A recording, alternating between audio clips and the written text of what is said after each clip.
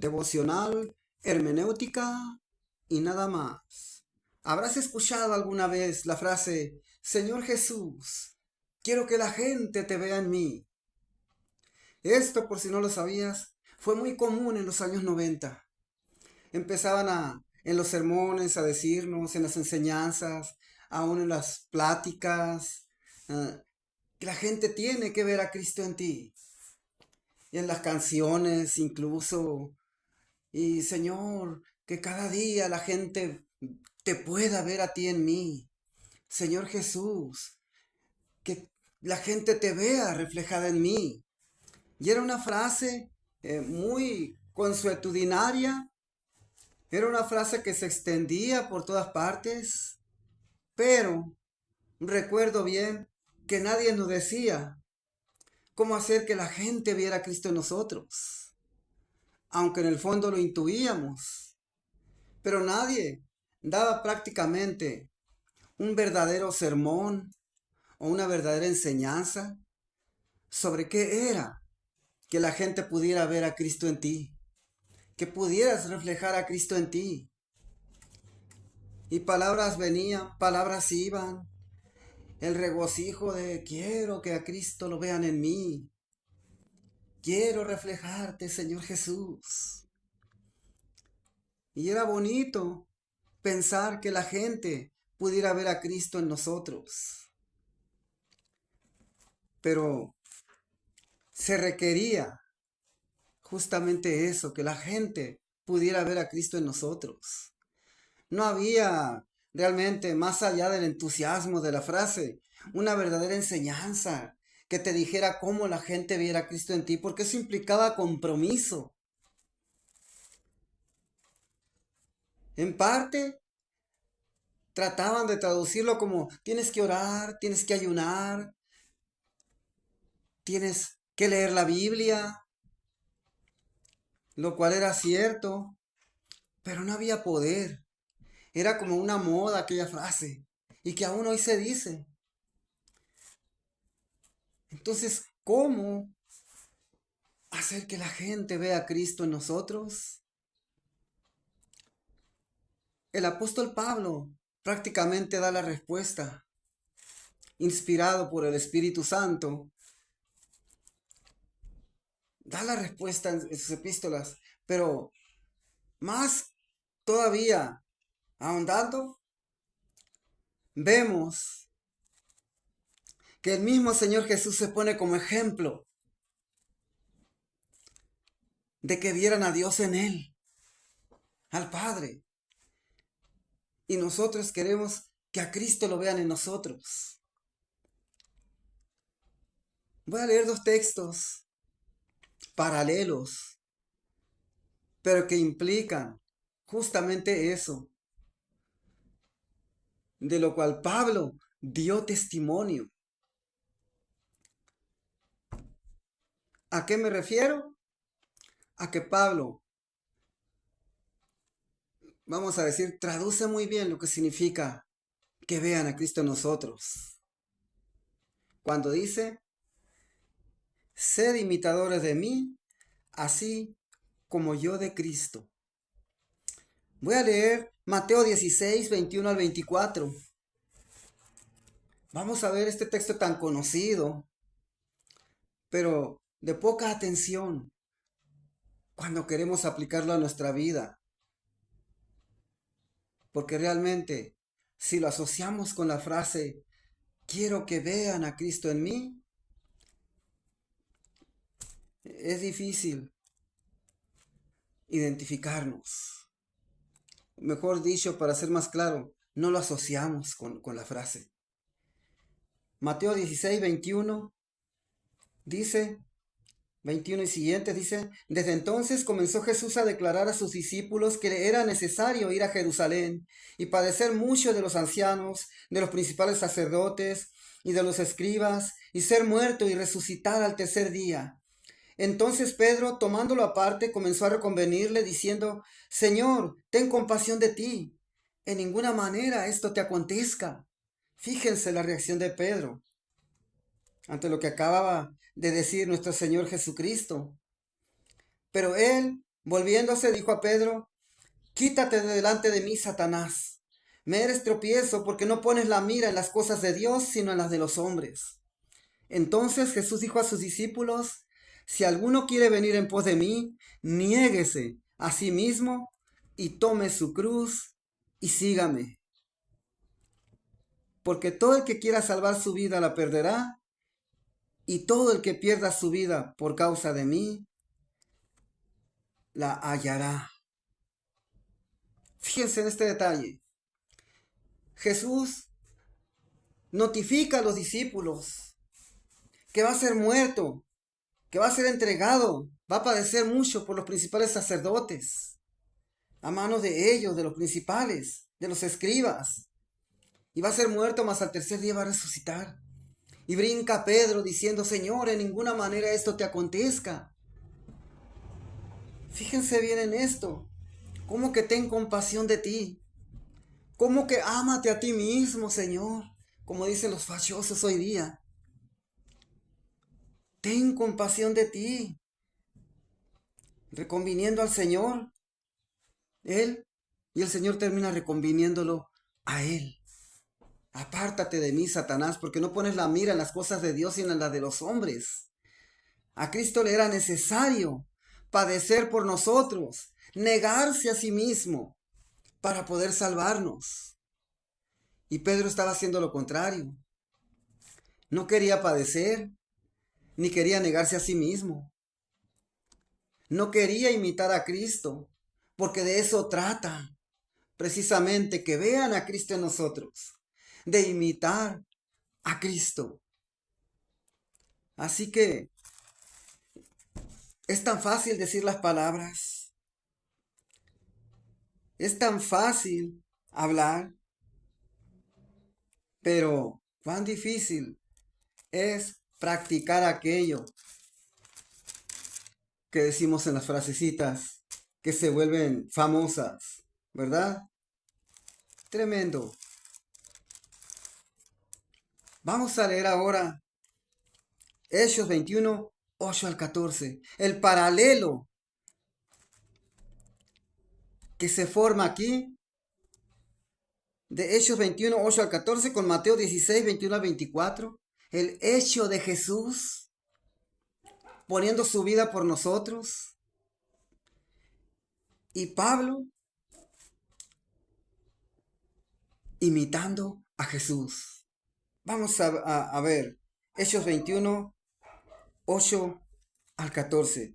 Dice: al otro día, saliendo Pablo y los que con él estábamos, fuimos a Cesarea, y entrando en casa de Felipe el evangelista, que era uno de los 7, posamos con él. Este tenía 4 hijas doncellas que profetizaban. Y permaneciendo nosotros allí algunos días, descendió de Judea un profeta llamado Agabo, quien viniendo a vernos tomó el cinto de Pablo y atándose los pies y las manos dijo: esto dice el Espíritu Santo: así atarán los judíos en Jerusalén al varón de quien es este cinto y le entregarán en manos de los gentiles. Al oír esto, le rogamos nosotros y los de aquel lugar que no subiese a Jerusalén. Entonces Pablo respondió: ¿qué hacéis llorando y quebrantándome el corazón? Porque yo estoy dispuesto no solo a ser atado, más aún a morir en Jerusalén por el nombre del Señor Jesús. Y como no le pudimos persuadir, desistimos diciendo: hágase la voluntad del Señor. Pablo rumbo a Jerusalén. Pero fíjense cómo el paralelo encaja perfectamente. Allá Pedro tratando de evitar que el Señor diera su vida por nosotros, con tal de él no tener que tomar su cruz y seguirlo. Pero aquí Pablo, siendo persuadido por los hermanos, cuando llega aquel profeta, Agabo, a decirle lo que le pasaría en Jerusalén, a donde iba Pablo, porque era necesario, como él había dicho, y lo atarían de manos y pies, y entonces todos tratando de persuadirlo, imitando a Pedro, y diciéndole que no vaya a Jerusalén, con gran preocupación, como la de Pedro, que no quería que el Señor padeciera por nosotros, que no quería porque le implicaba llevar una vida semejante a la del Señor Jesús. Y aquí le rogaron a Pablo. Y Pablo les dio una respuesta contundente. Aún estaba dispuesto a morir en Jerusalén por causa del nombre de Jesús. Y en 1 Corintios 11:1, como dije al principio, Pablo dice a la iglesia: sed imitadores de mí, así como yo de Cristo. Y en 1 Corintios 4:16 dijo: por tanto os ruego que me imitéis. Pablo imitaba a Jesús. ¿Quieres que la gente vea a Cristo en ti? ¿Quieres reflejar a Cristo en ti cuando andes en la calle, cuando abras tu boca para predicar, para conversar simplemente? ¿Quieres que la gente identifique que Cristo está en ti? Imita a Cristo. Porque ese es el consejo de Pablo. Imita a Cristo. Y él se ponía como ejemplo porque él imitaba a Cristo. Pablo, que un día reconvino a Pedro también en Galacia, porque andaba judaizando y arrastrando hasta el pobre Bernabé, apartándose de los cristianos gentiles. Pablo imitaba a Cristo. En Filipenses vemos cómo le dijo a los filipenses: hermanos, sed imitadores de mí y mirad a los que así se conducen según el ejemplo que tenéis en nosotros. Fíjense bien, hermanos, sed imitadores de mí y mirad a los que así se conducen según el ejemplo que tenéis en nosotros. Fijémonos en este punto. Pablo habla de imitar a Cristo, pero habla de que él y los que militaban con él imitaban a Cristo.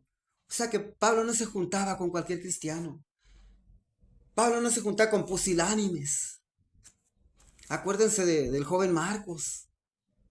Cuando fue pusilánime y mejor me devuelvo con mamá.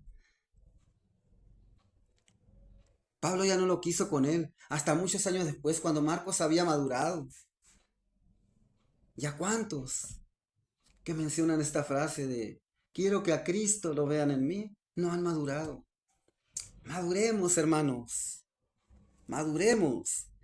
Y como vemos en Hechos 21:8-14, cuando los hermanos de Cesarea, fíjense bien, habiendo dicho el profeta Agabo que en Jerusalén Pablo sería atado de manos y pies, tratando ellos de persuadirlo para que no fuera a Jerusalén, él, imitando a Jesús, a quien Pedro trató de persuadir de ir a Jerusalén, les dijo, y repito el texto: ¿qué hacéis llorando y quebrantándome el corazón? Porque yo estoy dispuesto no solo a ser atado, más aún a morir en Jerusalén por el nombre del Señor Jesús. Fíjense la respuesta ante un ruego, ante una súplica, ante una deprecación tan fuerte de todos los hermanos ahí reunidos. No vayas, no vayas, Pablo. Los hermanos, las hermanitas ahí, ay, hermano. Ya ve cómo se ponen las mujeres. Pero el que es de Cristo imita a Cristo. Y Pablo respondió a los hermanos allá en Cesarea como Cristo le respondió a Pedro, poniéndolos en su lugar. Y estos hermanos fueron humildes. Cuando a ver que no lo podían persuadir, dijeron que se haga la voluntad de Dios. Hermanos, si Pablo decía que imitaba a Cristo, a las pruebas se remitía. Llamaba a hacer aquello que él predicaba, porque vivía lo que predicaba. Y exhortó a los efesios, a la iglesia de Éfeso, a ser imitadores de Dios como hijos amados. En Efesios 5:1 encontramos ese texto.